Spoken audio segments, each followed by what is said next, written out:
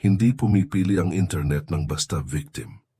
Pumipili ito ng mga pangalan na may bigat, may simbolo, may emosyong collective. At sa Pilipinas, kakaunti lang ang mga apelido na may ganong klasing karga simboliko gaya ng Pacquiao. Hindi lang ito tungkol sa isang sikat na boksingero o mayamang pamilya. Ang pangalang Pacquiao ay kumakatawan sa buong national na kwento ng pag-ahon, pananampalataya, disiplina, at social mobility. At dahil dito mismo, ang buong pamilya ay nagiging perpektong raw material para sa mga narratives na exaggerated, distorted, o totally fabricated. Si Eman Pacquiao ang pinakabagong entry point ng phenomenon na ito, pero hindi siya isolated case. Bago pa siya, marami ng ibang miyembro ng pamilya ang naging biktima ng parehong mekanismo. Ang buhay nila ay ginawang inflated headlines, repeated rumors, at public judgment na base sa emosyon kaysa sa facts. Ang nagbabago lang ay kung sino ang karakter ng buwang iyon. Sabihin mo sa comments kung saang lungsod ka nanonood ngayong video na ito. Maynila, Cebu, Davao, Iloilo o kahit saan ka pa man sa mundo. Kailangan kong malaman kung saan mo naririnig ang mensaheng ito. Kasi ang problema na pag-uusapan natin ngayon, hindi ito exclusive sa Pilipinas. Ito ay global phenomenon.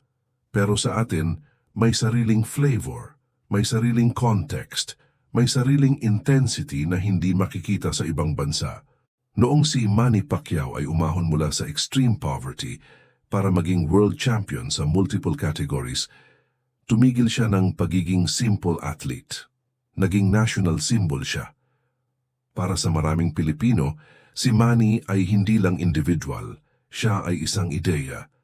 At kapag naging simbolo na ang isang tao, lahat ng nasa paligid niya ay interpreted na rin symbolically.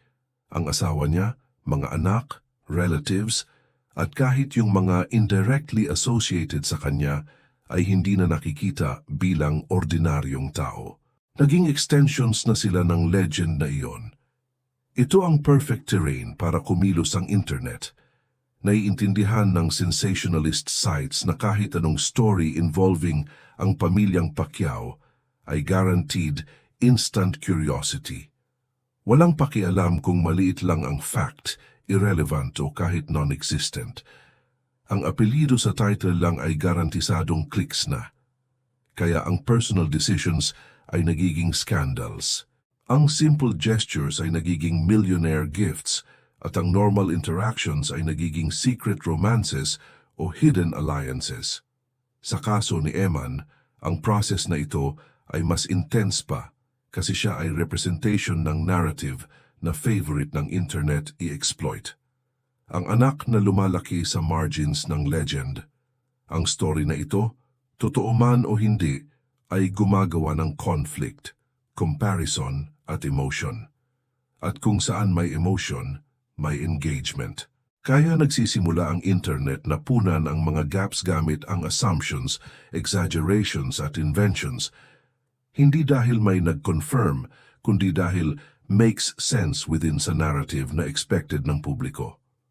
Pero ang parehong mekanismo ay ginamit na against other family members.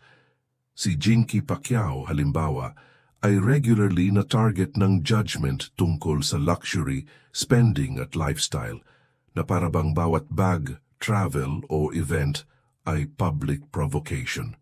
Ang legitimate children ni Manny ay naging targets din ng cruel comparisons, unrealistic expectations at comments na completely nag-ignore sa fact na sila ay mga kabataan na trying lang mamuhay ng sariling buhay under constant spotlight. Ang mixture ng Tagalog, English at ibang languages sa sensationalist texts ay nag-reinforce ng problem na ito. Ang mga content na ito ay tumutunog familiar, malapit at emotional, pero tinatago ang absence ng real sources. Vague phrases, citations na walang origin at testimonies ng anonymous insiders ay lumilikha ng ilusyon ng proximity sa truth. Pero in reality, ang text ay nag-recycle lang ng rumors, na nag-circulate na sa social media. Habang tumatagal, ang mga invented stories na ito ay nagsisimulang mag-mix with real facts. Ang isang comment ay nagiging news, ang reaction ay nagiging confirmation, ang silence ay nagiging proof. At ang pamilyang Pacquiao ay nahajudge hindi base sa kung ano talaga ang ginagawa nila, kundi base sa kung ano ang sinasabi ng internet na ginagawa nila. Ito ay lumilikha ng toxic environment kung saan kahit sinong family member ay pwedeng maging target of the day, depende lang sa kung ano ang trending that moment. Ang impact nito ay profound. Para kay Eman, ibig sabihin nito ay laban hindi lang sa ring, kundi laban din against sa narrative, na constantly trying na i-define siya bago pa man siya magkaroon ng chance na i-define ang sarili niya. Para sa pamilya as a whole, ibig sabihin nito ay pamumuhay under permanent public surveillance, kung saan kahit private gestures ay pwedeng i-reinterpret bilang strategies, favoritism, o internal conflicts. May less visible side din ang phenomenon na ito, dehumanization. Kapag ang pamilyang Pacquiao ay naging constant content, hindi na sila nakikita bilang grupo ng mga taong may emotions, limits at contradictions. Nagiging series na sila, continuous spectacle, kung saan ang publiko ay nag-expect ng drama, plot twists at grandiose scenes. At kapag ang reality ay hindi nag-deliver nito, nag-iimbento ang internet. Kaya ang pag-analyze kung bakit gumagawa ng stories ang internet tungkol kay Eman Pacquiao ay, in reality, pag-analyze kung bakit gumagawa ito ng stories tungkol sa buong pamilyang Pacquiao. Hindi ito individual problem. Ito ay structural. Ito ay resulta ng digital system na nag-reward ng exaggeration, speed at emotion above truth at responsibility. Ang boxing sa Pilipinas ay hindi simpleng sport. Ito ay religion. Ito ay hope. Ito ay paraan ng bansa para maka-escape, kahit temporary lang mula sa weight ng everyday life.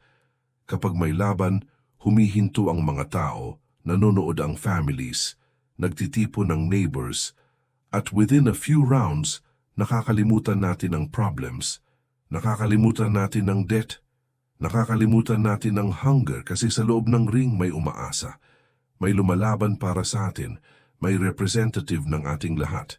Pero behind the beautiful image na iyon, may industriya, may business.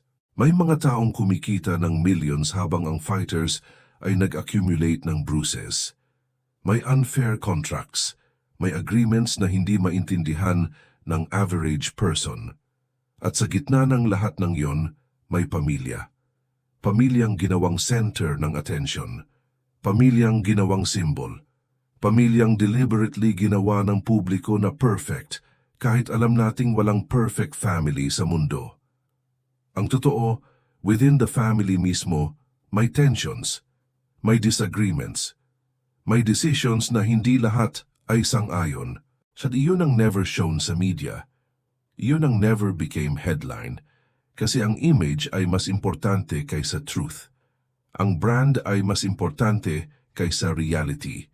Kaya itinago, kaya binalot ng smiles, ng picture-perfect images, ng public appearances na tila okay ang lahat. Pero inside the rooms, inside the boardrooms, inside the private conversations, iba ang story. Maraming instances na muntik nang sumabog ang lahat. Maraming instances na muntik nang lumabas ang truth. Pero palagi may pumipigil, may sumasalo, may nag-aayos. At ang mga taong nag-ayos na iyon, sila ang talagang may power. Sila ang hindi mo nakikita sa TV.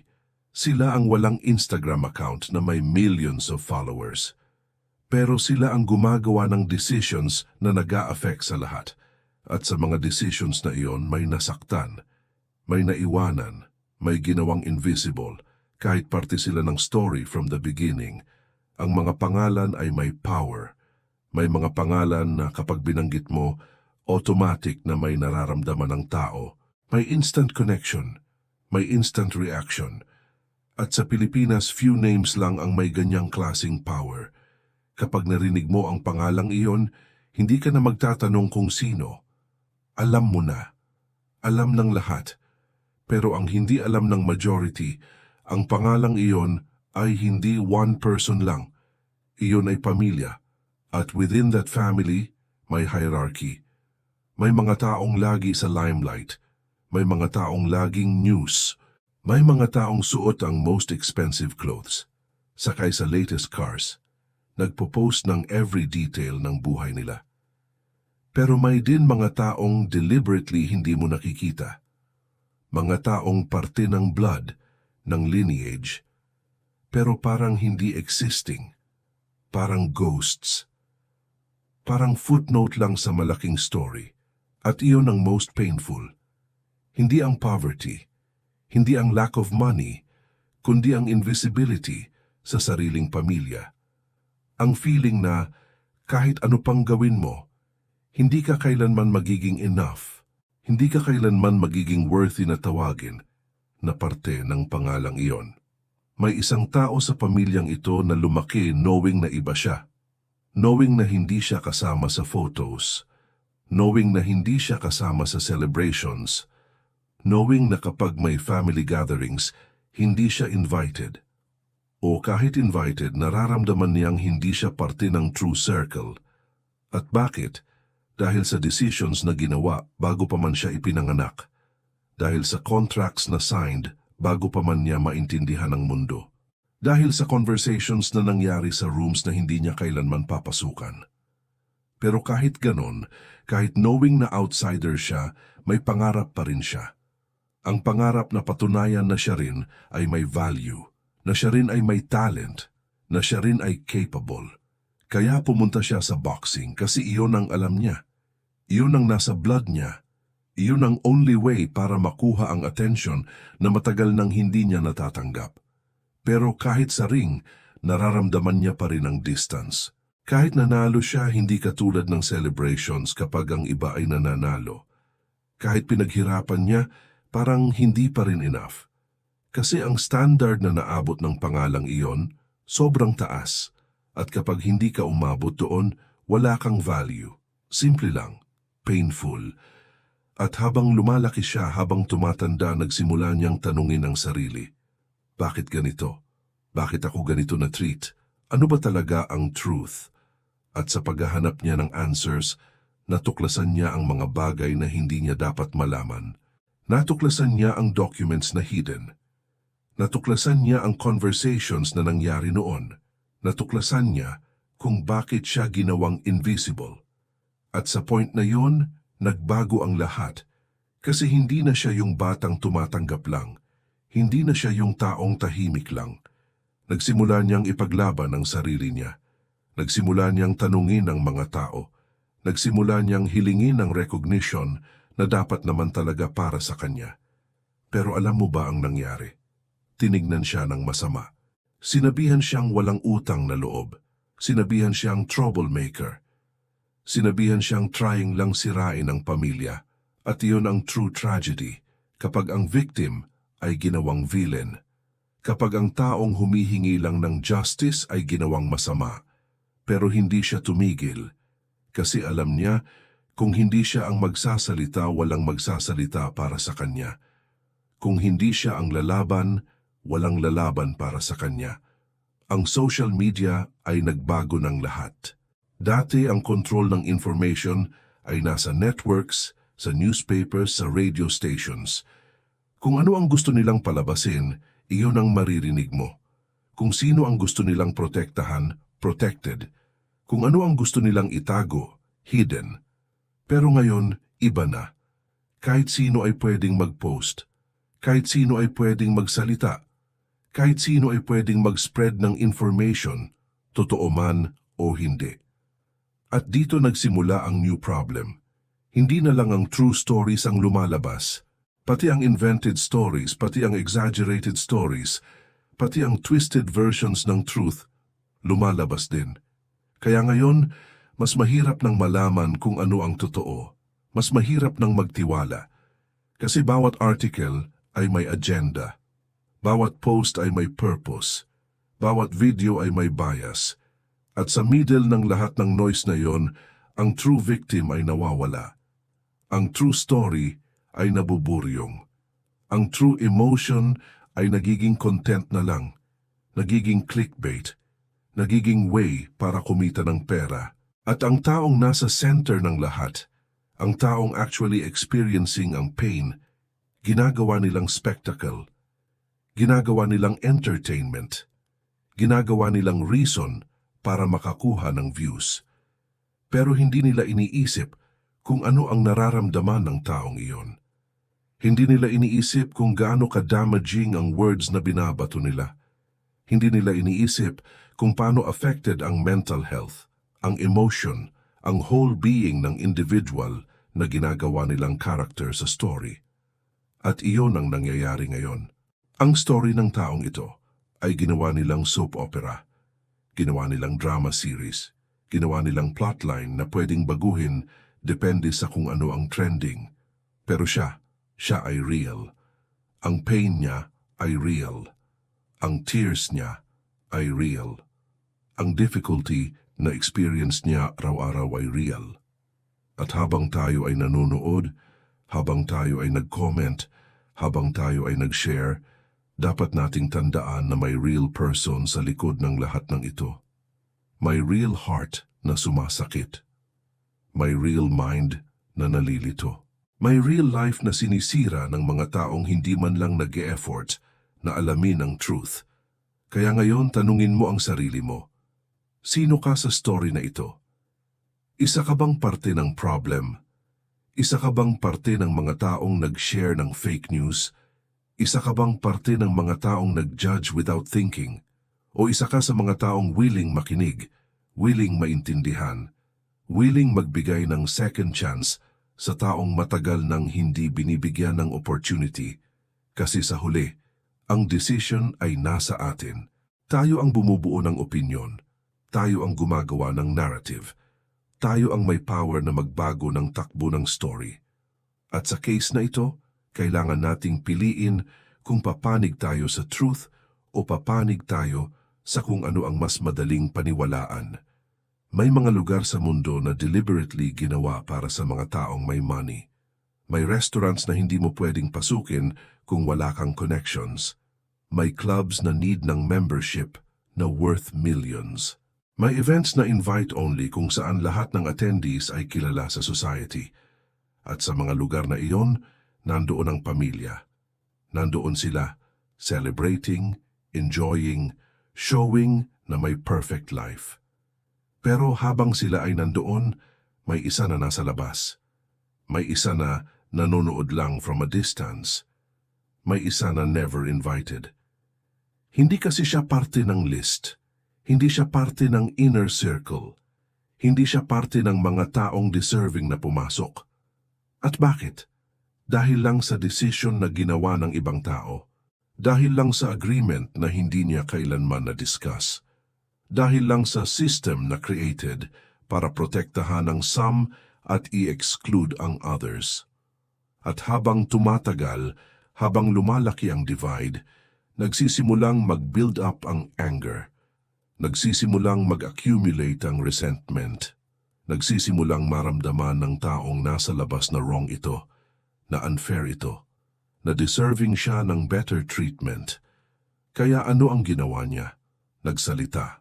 Nag-demand ng recognition.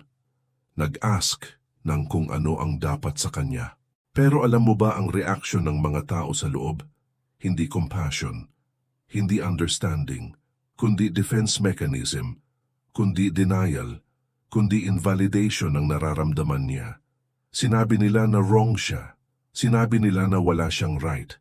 Sinabi nila na dapat lang natanggapin niya kung ano ang given sa kanya at huwag nang mag-complain. Kasi sa system na created nila, walang space para sa ganitong conversation. Walang space para sa questioning. Walang space para sa transparency. Ang system ay made para sa secrecy, para sa control, para sa maintenance ng status quo.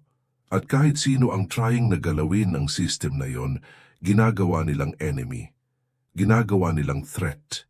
Ginagawa nilang problem na kailangang resolbahin. Pero ang tanong, sino ba talaga ang problem? Ang taong humihingi lang ng fairness o ang system na deliberately ginawang unfair from the start? Ang answer ay obvious, pero hindi lahat ay willing tanggapin ang obvious. Kasi ang acceptance ng truth ay means ng change, at ang change ay scary, lalo na sa mga taong comfortable na sa kanilang position. Lalo na sa mga taong may maraming mawawala kapag nag-shift ang power dynamics. Kaya pipiliin nilang manatiling tahimik. Pipiliin nilang mag-pretend na walang problem. Pipiliin nilang continue na i-exclude ang taong iyon at hoping na eventually mapapagod siya at titigil na lang. Pero hindi siya tumigil. Kahit ilang beses siyang denied, hindi siya tumigil. Kahit ilang beses siyang sinabihan na hopeless, hindi siya sumuko. Kasi alam niya deep down na correct siya, na deserving siya ng better, na ang fight niya ay hindi lang para sa sarili niya, kundi para sa lahat ng taong ginawaring invisible ng system, para sa lahat ng taong sinabihan ding huwag nang umasa, para sa lahat ng taong knowing na may right sila pero walang power na ipaglaban ito. Ang pera ay nagbabago ng tao. Yan ang sinasabi nila. Pero totoo ba? O nire-reveal lang ba ng pera kung sino ka talaga? Kasi maraming tao ang yumaman pero nananatiling kind. Maraming tao ang naging successful pero nananatiling humble. Maraming tao ang umabot sa top pero nananatiling connected sa roots nila. Pero may iba din. Yung mga taong when money came, nakalimutan na kung saan sila galing. Nakalimutan na kung sino ang tumulong sa kanila when wala pa sila. Nakalimutan na kung sino ang believed sa kanila when ayaw pang maniwala ng iba. At sa pamilyang ito nangyari ang both types. May members na nananatiling grounded. May members na kahit anong wealth ay hindi nagbago ang character. Pero may members din na naging iba, na naging cold, na naging distant, na naging selective kung sino ang kakausapin, kung sino ang kikililanin, kung sino ang ipapakita sa public. At sa selectivity na yan, may naiwanan, may nasaktan, may nagtanong kung bakit ganon, kung bakit sila na may same blood ay ginawang parang strangers. Ang answer ay simple pero painful. Kasi sa mundo ng wealthy, ang image ay everything. Ang perception ay mas importante kaysa reality. At kung may part ng history na hindi fit sa image na gusto nilang project, tatakpan nila. Itatago nila. Gagawan nila ng alternative narrative. At ang taong nasa middle ng story na iyon, wala siyang magagawa kundi manood habang reversed ang truth. Habang ginagawang villain siya sa story kung saan siya mismo ang victim. Pero ngayon, may shift na. Ngayon may platforms na. May ways para marinig ang voice niya. May audiences na willing makinig kahit contrary sa mainstream narrative. At iyon ang most important shift. Ang shift from monopoly ng information towards democratization nito. Ngayon, hindi na pwedeng kontrolin ng few ang story. Ngayon, kahit sino ay pwedeng magsalita. Kahit sino ay pwedeng mag-share ng version niya. At sa dami ng versions na lumalabas, nagsisimulang makita ng public ang patterns. Nagsisimulang makita kung sino ang consistent, kung sino ang credible, kung sino ang truly cares about truth at hindi lang sa protection ng sariling interests. At dun nagkamali ang mga taong in power. Inakala nila na dahil controlled nila ang media, controlled na nila ang narrative. Pero hindi nila inakala na may other ways, may other channels, may other platforms na hindi nila kontrolado. At sa platforms na yon, lumalabas ang truth, gradually, piece by piece, story by story. At sa every story na lumalabas, lumalaki ang pressure, lumalaki ang questions, lumalaki ang demand para sa transparency, para sa accountability, para sa justice. At iyon ang quietly nangyayari ngayon. Hindi highly visible, hindi highly audible, pero nandyan, growing, building, preparing para sa day na sasabog ang lahat. At kapag dumating ang day na yon, walang makakapigil. Walang makakasave sa mga taong matagal nang gumagawa ng wrong. Walang makaka-excuse sa decisions na ginawa nila para sa sariling benefit. Kasi ang truth, kahit gaano katagal ang journey, sa huli ay ito rin ang mananalo. Always. Ang question na dapat nating tanungin ay hindi sino ang right at sino ang wrong, kundi bakit ba nangyari ito? Bakit sa pamilyang dapat sana united, may members na feeling excluded? Bakit sa empire na nagtayo ng prosperity, may mga taong hindi nakakasikim ng fruits ng success? Bakit sa story na dapat inspiring, may chapters na puno ng sadness at rejection? At ang answer ay nasa foundation mismo, sa kung paano nagtayo ng system ang earlier generations, sa kung paano nila treated ang concept ng family, sa kung paano nila protected ang brand over the person. Kasi sa industriya ng sports, lalo na sa boxing, ang brand ay asset, ang image ay investment. At kapag may threat sa image na yan, kailangan protected. Kahit na ang threat ay own child, kahit na ang threat ay own sibling, kahit na ang threat ay own blood. Kaya ginawa nila ang ginawa nila. Hindi dahil evil sila as individuals, kundi dahil trained sila ng system na mag-prioritize ng brand survival over everything else. At sa prioritization na yan, may collateral damage. May mga taong na-sacrifice. May mga taong ginawang invisible para sa benefit ng kung ano ang nakikita ng public. At ngayon, decades later, bumabalik ang mga stories na yan. Lumalabas ang mga taong yan. Nagsasalita ang mga mouths na matagal nang gagged. At hindi natin sila masisisi. Kasi kahit sino sa position nila ay would do ang ginagawa nila. Right nila ang malaman kung sino sila. Right nila ang makilala bilang part ng family. Right nila ang tumanggap ng respect at recognition na deserving ng lahat ng may same blood. Pero ang system ay hindi built para diyan. Ang system ay built para sa exclusivity, para sa hierarchy, para sa separation ng mga true members at mga others. At habang existing ang system na yan, habang maintained natin ang culture na yan, continuous ang suffering ng mga taong nasa margins. Continuous ang cycle ng pain, ng anger, ng resentment. At sa huli lahat ay losers, lahat ay hurt, lahat ay living under illusion na okay lang ang lahat kahit knowing naman nating hindi. Kaya ngayong naabot mo na ang point na ito, ngayong nakita mo na ang full landscape ng story, tanungin mo ang sarili mo, ano ang gagawin mo? Magsasalita ka ba o mananahimik? Papanigan mo ba ang vulnerable o papanigan mo ang powerful? Haharapin mo ba ang uncomfortable truth o babalik ka sa comfortable lies? Kasi ang decision na yan ang magde-define kung anong klaseng tao ka. Yan ang magpapakita kung ano talaga ang values mo. Yan ang magpapatunay kung totoo ba ang sinabi mong important sa'yo ang justice or lip service lang pala. At alam kong mahirap. Alam kong easier ang manatiling tahimik. Easier ang mag-scroll sa ibang video.